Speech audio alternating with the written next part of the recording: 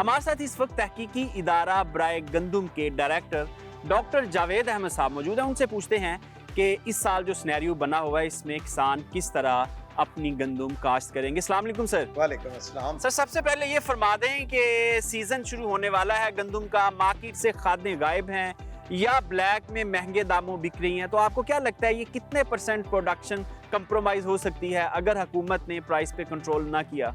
देखिए, गंदम हमारी सबसे अहम फसल है। इस पे गवर्नमेंट अपनी तमाम तर जो है ना मशीनरी उसको इफ़ेक्टिवली इस्तेमाल करके ये चीज़ें तो हमें इंश्योर करनी पड़ेंगी। खाद ख़ास तौर पे देखें एक बेसिक एलिमेंट है, अगर मुतनासिब इसका इस्तेमाल नहीं किया जाता खादों का तो फिर एक अच्छी फसल की उम्मीद नहीं रखी जा सकती।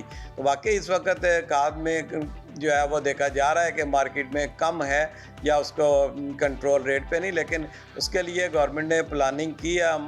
मुस्तकिल महकमा ज़राअत तौसीह से और खादों वाली कंपनी से लाइजन में हैं और उनका यही कहना है कि नहीं, इस साल जो है तमाम तर कोशिशें बरूए कार ला के खाद की जो कंट्रोल्ड प्राइस है उसके ऊपर फराहमी को यकीनी बनाया जाएगा।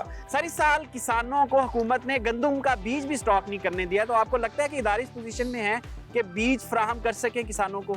इसमें दो बातें हैं। एक तो ये है कि ये बात भी सही नहीं है कि जी गवर्नमेंट ने स्टोर नहीं करने दिया।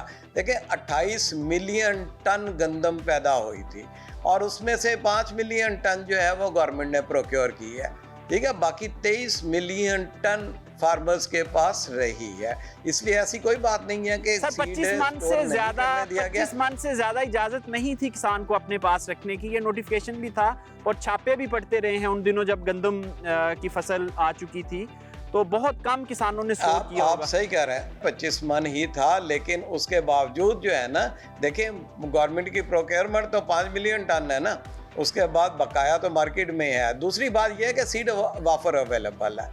सर, हुकूमत ने जो गंदम खरीदी थी किसानों से उसकी कीमत 4,000 रुपये से भी कम थी, लेकिन इस वक्त जो मार्केट में फी एकड़ सीड है फी मन वो कोई 6 से 7,000 रुपये में बिक रहा है अच्छी क्वालिटी का। तो आपको क्या लगता है आप किसानों को इसी रेट पे बीज मिलेगा?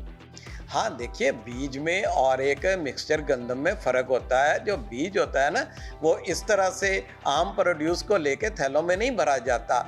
उसके लिए एक प्री बेसिक सीड से शुरू होती है बुनियाद, प्री बेसिक सीड से बेसिक बनता है, बेसिक से सर्टिफाइड। उसकी सर्टिफाइड सीड के भी मिनिमम स्टैंडर्ड हैं, उसमें 98% तक उसकी प्योरिटी होती है, उसमें वीड्स का सीड नहीं होता, वो ग्रेडेड होता है, उसमें टूटे हुए दाने श्रिवल्ड सीड नहीं होते। तो ये सारी प्रोसेसिंग जो है ये कॉस्ट करती है, इसलिए मिक्सचर गंदम वाला रेट तो डेफिनेटली सीड का नहीं होता। सीड जो है वो ग्रेन से महंगा होता है, लेकिन ये जो इन्वेस्टमेंट फार्मर की होती है ये आई एश्योर यू के ये सबसे सस्ती इन्वेस्टमेंट है जो सबसे ज़्यादा फ़ायदा देती है फार्मर को।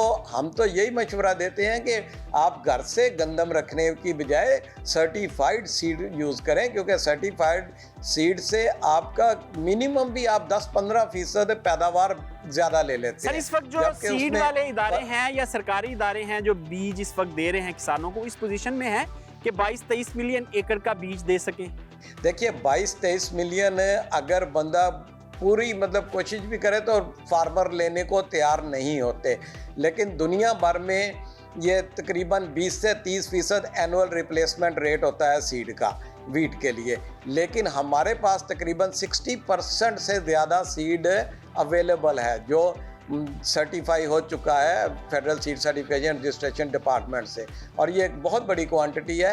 इंशाल्लाह ये अवेलेबल होगा फार्मर को। कोई ऐसा फार्मर जो सीड लेने जाएगा उसको ये नहीं होगा कि सीड अवेलेबल नहीं है। सर, ये फरमा दें कि अप्रैल में जब गंदम तैयार हो चुकी थी तो बारिश और हवा चली और गंदम हमारी गिर गई, लॉजिंग होगी, तो इस साल हम क्या इकदाम कर रहे हैं कि पिछले सीज़न की तरह ये प्रॉब्लम्स ना आए? देखिए, जब हम यहाँ पे हमारे अदारे नई अक़साम का बीज तैयार कर रहे होते हैं तो हमारे जो ज़ेरे नज़र टॉप प्रायोरिटी पे चीज़ें होती हैं वो ये चेंजिंग क्लाइमेट है, जिसमें कभी गर्मी आ जाती है, कभी बारिशें आंधियाँ, तो उससे मुदाफ़त रखने वाली अक़साम हम तैयार करते हैं।